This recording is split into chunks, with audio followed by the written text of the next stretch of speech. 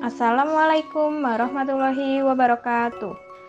Kami dari kelas 10 IPA 4, kelompok yang beranggotakan Irfi Aulia, Nadifa Dwi Yulianti Darmadi, Rifki Fadilah, Rona Ayu, dan Suryani Putri Utami, ingin menjelaskan tentang analisis data. Pengertian dan fungsi data. Data merupakan sekumpulan fakta yang didapat dan diperuntukkan menjadi suatu data untuk diproses atau diolah sehingga menjadi sesuatu yang dapat dimengerti oleh orang lain. Fungsi data. Pertama, sebagai acuan dalam mengambil suatu keputusan dalam pemecahan masalah. Kedua, sebagai pedoman atau dasar suatu penelitian atau perencanaan. Ketiga, sebagai alat pengendali terhadap pelaksanaan atau implementasi suatu kegiatan. Keempat, dasar untuk melakukan evaluasi terhadap suatu kegiatan. Kelima, menentukan jenis metode untuk pelaksanaan suatu kegiatan. Keenam, komponen utama dalam sistem informasi karena data sebagai dasar penyedia informasi. 7, menentukan kualitas informasi yang cepat, akurat, dan relevan. Perbedaan data, informasi, dan pengetahuan. Data adalah catatan atas kumpulan fakta. Data merupakan bentuk jamak dari datum, berasal dari bahasa Latin yang berarti sesuatu yang diberikan. Dalam penggunaan sehari-hari, data berarti suatu pernyataan yang diterima secara apa adanya. Informasi adalah pesan, ucapan atau ekspresi, atau kumpulan pesan yang terdiri dari order sequence dari simbol, atau makna yang dapat ditafsirkan dari pesan atau kumpulan pesan. Informasi dapat direkam atau ditransmisikan. Hal ini dapat dicatat sebagai tanda-tanda atau sebagai sinyal berdasarkan gelombang. Sedangkan pengetahuan adalah suatu informasi atau maklumat yang diketahui atau disadari oleh seseorang. Pengetahuan termasuk, tetapi tidak dibatasi dalam deskripsi, hipotesis, konsep, teori, prinsip, dan prosedur yang secara probabilitas Bayesian adalah benar atau berguna.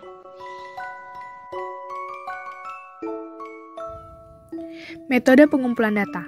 Metode pengumpulan data adalah teknik atau cara yang dilakukan oleh peneliti untuk mengumpulkan data.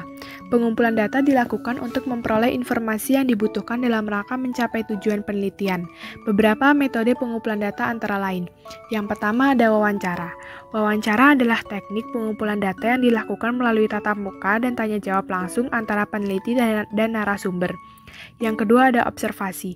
Observasi adalah metode pengumpulan data yang kompleks karena melibatkan berbagai faktor dalam pelaksanaannya. Yang ketiga ada angket atau kuesioner. Kuesioner merupakan metode pengumpulan data yang dilakukan dengan cara memberi seperangkat pertanyaan atau pernyataan tertulis kepada responden untuk dijawab. Yang keempat ada studi dokumen. Studi dokumen adalah metode pengumpulan data yang tidak ditujukan langsung kepada subjek penelitian. Sumber data. Sumber data adalah subjek dari mana data dapat diperoleh. Apabila penelitian menggunakan kuesioner atau wawancara dalam pengumpulan datanya, maka sumber data disebut responden, yaitu orang yang merespon atau menjawab pertanyaan peneliti, baik pertanyaan tertulis maupun lisan. Ada dua macam sumber data, yaitu sumber data primer dan sumber data sekunder. Yang pertama, data primer. Pengertian data primer adalah data yang dapat dan dikumpulkan langsung dari objek yang diteliti oleh orang atau organisasi yang melakukan penelitian. Contohnya, data hasil kuesioner terhadap responden, data hasil wawancara langsung, dan data hasil survei.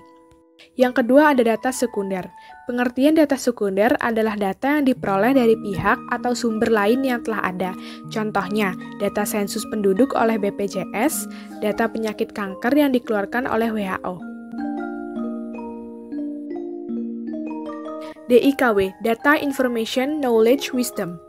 DIKW yang kadang disebut dengan The Wisdom Hierarchy. Representasi dari DIKW hierarki dikenalkan oleh Ackoff di tahun 1989 dengan artikelnya dengan judul From Data to Wisdom, yang mengusulkan hierarki dengan urutan tingkatan berikut: data, information, knowledge, understanding, and wisdom. Yang pertama ada data. Data adalah catatan atas kumpulan fakta. Data merupakan bentuk jamak dari datum, berasal dari bahasa Latin yang berarti sesuatu yang diberikan. Dalam penggunaan sehari-hari, data berarti suatu pernyataan yang diterima secara apa adanya. Yang kedua, information. Information adalah data yang telah diberikan makna dengan cara koneksi relasional. Yang ketiga, ada knowledge. Knowledge adalah pengumpulan informasi yang sesuai, sedemikian rupa sehingga tujuannya adalah untuk berguna. Knowledge adalah proses deterministik. Yang keempat, ada understanding. Understanding adalah proses interpolatif dan probabilistik.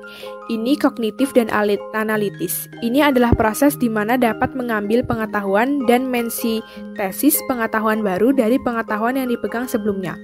Yang terakhir ada wisdom. Wisdom adalah proses ekstrapolatif dan non-deterministik, non-probabilistik. Ini menyerukan semua tingkat kesadaran sebelumnya, dan khususnya pada jenis khusus pemrograman manusia, moral, kode etik, dan lain-lain. Sekian video presentasi dari kelompok kami, kurang lebihnya mohon maaf. Semoga materi analisis data yang kami sampaikan di sini bermanfaat untuk kita semua. Wassalamualaikum warahmatullahi wabarakatuh.